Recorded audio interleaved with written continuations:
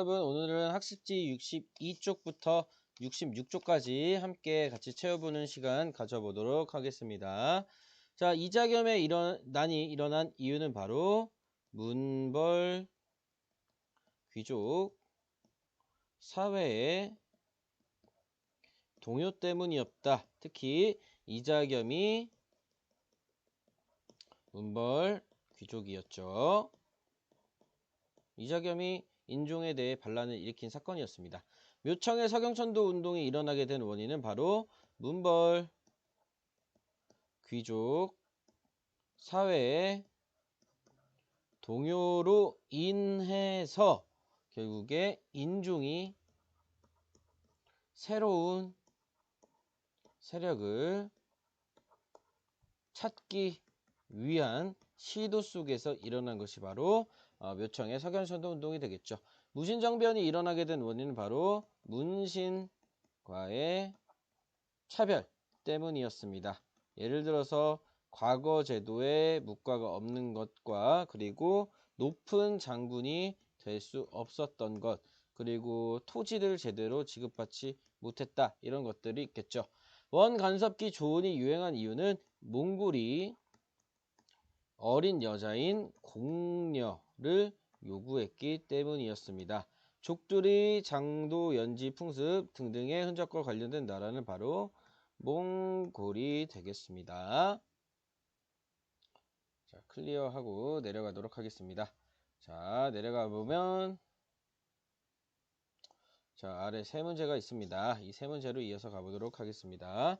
왕 이름 앞에 충자가 붙는 이유는 바로 몽골, 즉 원나라에 충성하겠다라고 하는 의미가 담겨져 있습니다.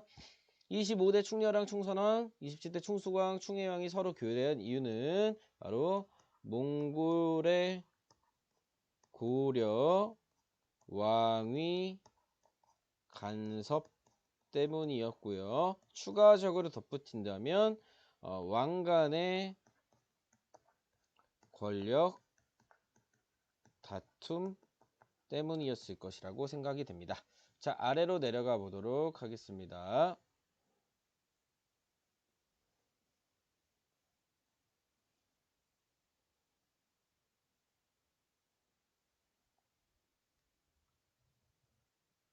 자, 원간섭기 고려의 왕들이 몽골의 공주와 결혼한 이유와 역사적인 배경은 무엇일까? 바로 원종의 쿠빌라이와의 만남 속에서 몽골로부터 고려가 인정받았기 때문이다 라고 할 수 있겠습니다. 자, 63쪽으로 넘어가 보도록 하겠습니다. 몽골의 침략 부분이 되겠습니다. 자, 몽골의 침략 한번 같이 보도록 하겠습니다. 13세기 동북아시아의 정세 같은 경우에는 칭기즈 칸이 몽골 제국을 수립하고 금나라 공격하였고, 몽골과의 접촉 같은 경우에는 거란을 진압하면서 만났고, 막대한 곡물 요구로 인해서 고려가 큰 부담감을 느꼈다. 그리고 박서가 귀주성 전투를 통해 막아내려고 했으나 결국에 더 이상의 공격을 막기 힘들었던 고려가 강화를 제안하고요. 다루가치라고 하는 감시관을 내둔다라고 하는 조건 속에 몽골이 떠나갑니다. 그런 이후에 고려의 강화도 천도가 이루어지고요. 당시에 무신정권기였죠. 이후에 천도를 하는 모습을 보고 몽골이 재침입하였죠. 특히 대표적으로 처인성 전투와 김인우라고 하는 사람이 굉장히 대표적이죠. 결론적으로 이 공격을 막아낼 수 없었던 고려는 많은 피해를 입었죠. 대표적으로 황룡사, 구층, 목탑, 그리고 또 예를 들어서 초조대장경, 거란의 침입을 막기 위해서 만들었던 초조대장경 등이 불타 많은 문화유산의 피해가 있었다라고 할 수 있겠습니다. 자, 몽골과의 강화 부분으로 가보도록 하겠습니다.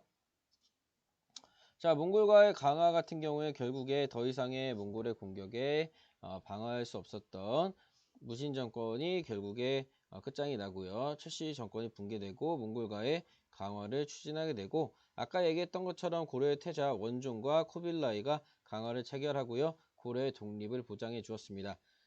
그래서 결국에 강화도에서 환도를 추진하게 되지만 계속 삼별초 같은 경우에는 몽골과의 전쟁을 주장하죠.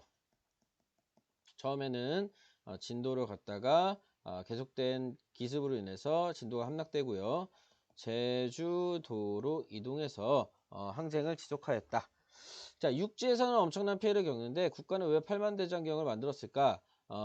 불교를 통한 민심을 확보해보자 라고 하는 의도가 가장 컸고요.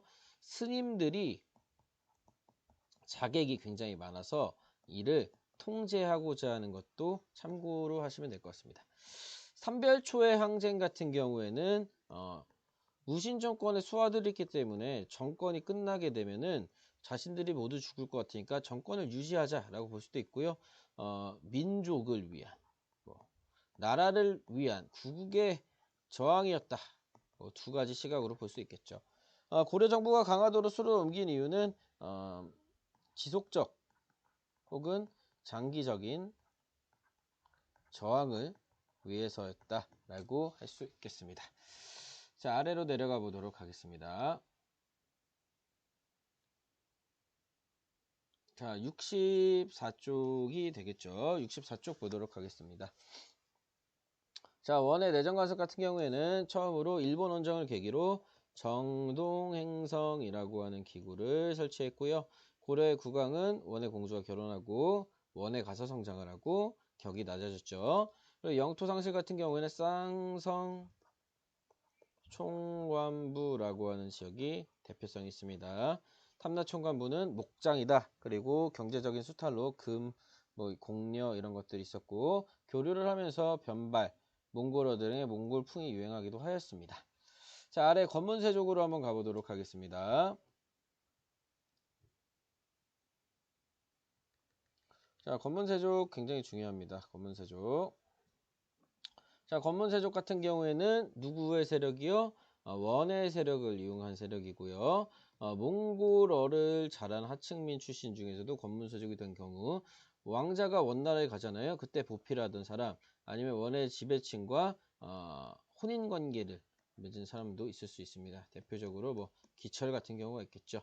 정치적, 경제적 굉장히 중요합니다. 정치적으로는 원나라와 친하겠죠, 당연히. 그 다음으로 음서, 그리고 경제적으로는 대농장 이런 경우가 있습니다. 기철이 가장 대표적입니다. 자, 넘어가도록 하겠습니다.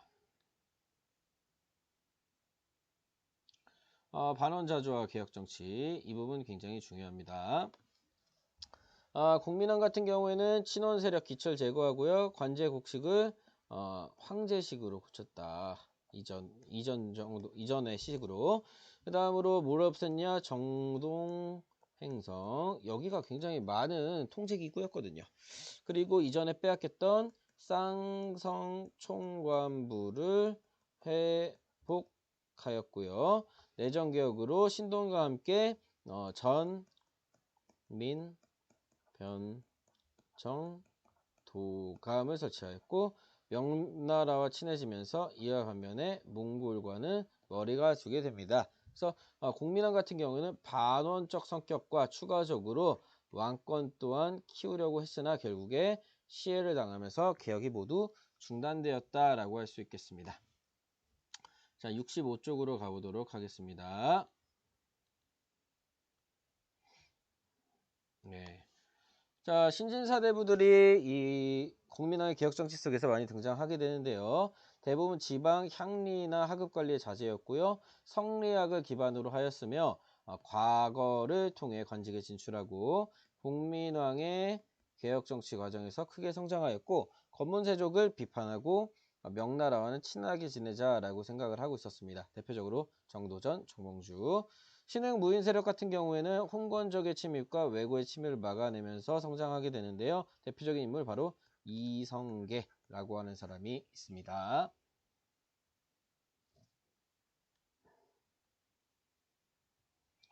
이 부분이 굉장히 중요하죠. 자, 위화도 해군 보도록 하겠습니다.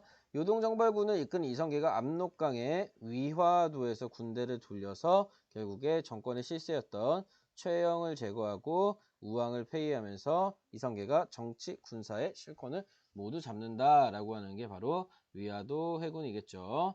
그래서 신진사대부들이 이성계 집권 이후 분화가 되는데 이성계 온건파 사대부와 급진파 사대부로 나눠진다. 대표적으로 온건파 사대부에는 정, 몽주, 이색 이런 사람들이 있고요. 급진파 사대부에는 정도전, 조준 이런 사람들이 있었고 권문세족에는 기철, 이님 이런 세력들이 있었습니다. 사상적 기반 같은 경우에는 성리학을 가지고 있는 것이 바로 사대부들이고요.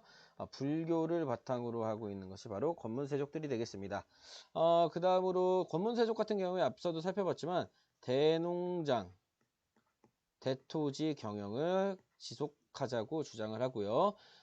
급진파 사대부들 같은 경우에는 토지 모두 몰수 그런 다음에 재분배하자라고 얘기를 하고요. 온건파 사대부들도 토지 개혁은 동의하나 천천히 하자고 주장을 합니다. 자, 그 다음으로 급진파 사대부 같은 경우는 고려를 없애고 새 출발하자. 즉 새나라 건국하자는 얘기죠. 정치적으로 온건파 같은 경우에 점진적 개선을 하자라고 주장을 합니다. 권문세족 같은 경우에는 현 왕조 유지. 그래야 지들이 잘 먹고 잘 살겠죠. 결국에 급진파 사대부의 의견이 받아들여져 과전법이 실시되고 모두 몰수된 다음에 재분배되었다. 그래서 조선은 결국에 온건파 사대부였던 정몽주를 제거하면서 새로운 나라인 조선이 건국되었다라고 하는 게 바로 65쪽의 내용이 되겠습니다. 자, 마지막으로 시 내용 한번 파악해보고 끝내도록 하겠습니다. 자, 결국 온건파 사대부의 마지막 그런 자존심이었던 정몽주, 그 다음에 이성계의 아들이었던 이방원의 그런 시조가 유명하죠. 이런들 어떠하리, 저런들 어떠하리, 이렇게 해도 저렇게 해도 똑같다. 만수상 드렁치기, 고려가 얽혀진 듯 엉망이어도 어떻겠니? 우리도 이같이 얽혀 백년까지 누리리라. 우리 마음 합쳐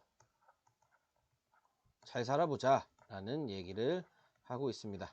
그래서 이거 같은 경우에는 고려가 망해도 좋다라는 얘기죠. 그래서 결론적으로 이 내용의 분석을 해보면요.